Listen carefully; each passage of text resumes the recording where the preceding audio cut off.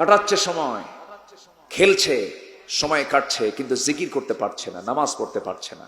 আল্লাহ বলছেন, তোমাদের সম্পদ, তোমাদের সন্তান যেন জিকির থেকে তোমাদেরকে দূরে না রাখে। কার জিকির? জিকির কাকে বলে বলেন তো? আমরা জিকির মানে আমরা কি বুঝি? জিকির মানে কি শুধু আল্লাহর নামটা নেওয়া? সকল লোককে নিয়ে একসঙ্গে এরকম করে আল্লাহ আল্লাহ করে, এটার নাম কি শুধু জিকির? না। জিকির মানে কি জানেন? জিকির মানে এটা ব্যাপক, এটা অর্থের নাম। জিকির মানে বান্দা তার 24 ঘন্টা সময় চালাবে একমাত্র আল্লাহর বিধান অনুযায়ী, এটার নাম জিকির। এটার নাম কি? জিকির। আমার নবীজি মিসওয়াক করতেন কেমনে? আমার নবীজি গোসল করতেন কেমনে? আমার নবীজি স্ত্রীর সঙ্গে কথা বলতেন কেমনে? আমার নবীজি ব্যবসা করতেন কেমনে? আমার নবীজি বিচার করতেন কেমনে? রাসূল নিজে বলেছেন, আল্লাহ তাআলা আরশ আজিমের ছায়ায় 7 শ্রেণীকে আল্লাহ তাআলা আরশ আজিমের ছায়া দিবেন, আরশ আজিমের ছায়ার নিচে তাদেরকে শেল্টার দিবেন।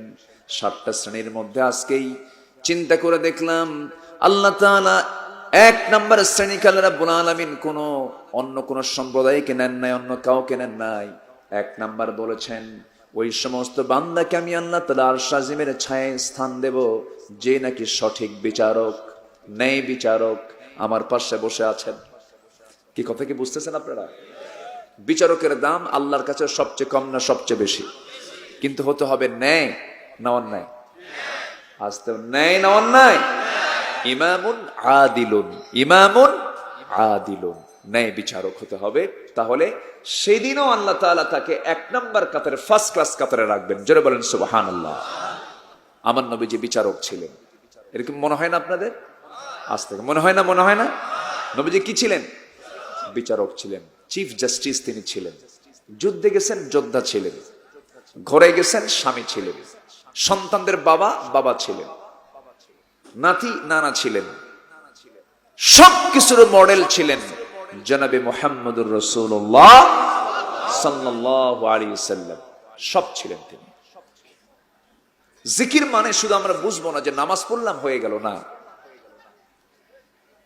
জিকির মানে হলো, আল্লাহ তাআলা এই জায়গায় বুঝাচ্ছেন, বান্দারে তোমাদের সন্তান সন্ততি, তোমাদের মালামাল যেন আমার জিকির থেকে তোমাদেরকে গাফেল না রাখে, বিমুখ করে না রাখে। আমার বন্ধুগণ, সন্তানের জন্য 2 নাম্বারই করে এমন বাপ আছে না নাই? সুদের কারবার করে, ঘুষের কারবার করে, আকাম কুকাম করে, অবৈধ ব্যবসা বাণিজ্য করে, আছে না নাই? আচ্ছা, সন্তানদের মুখে তো খাবার দেওয়ার জন্যই তো, সন্তানদের সুখের জন্যই তো এগুলো করে, টার্গেট তো এটাই। কিন্তু আপনি হারাম কামাই করে বিশাল সম্পদের পাহাড় বানায় গেলেন, সন্তান ভোগ করলো, কিন্তু আযাব ভোগ করবে কে? কে বলেন? বাবা। লাভ কি? লাভটা কি? কামাই করে সব সন্তানকে দিয়ে গেলেন, জাহান্নাম ভোগ করতে হবে আপনাকে।